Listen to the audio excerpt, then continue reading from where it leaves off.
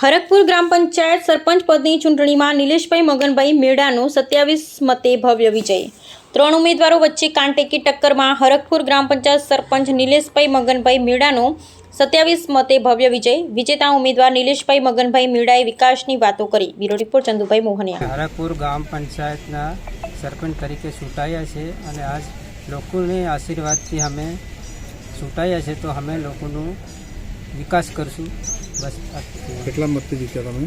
અમે ધારો કે મેડા સકરિયાભાઈ નરસુભાઈ એને 143 મત મળ્યા છે અને મીનામાં વરસિંહભાઈ સગનભાઈ એને મત મળ્યા છે 124 મળ્યા છે અને મેડા નિલેશભાઈને મત મળ્યા છે 170 મત મળ્યા। તમારું આખું નામ?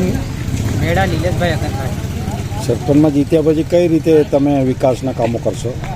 હવે બસ સરકારને રજૂઆત કરશું કે અમને ગામ માટે કોઈ રસ્તા કે કોઈ બી કામ અમે આપો, એવી રીતે અમે ઠરાવ કરીને આપશું।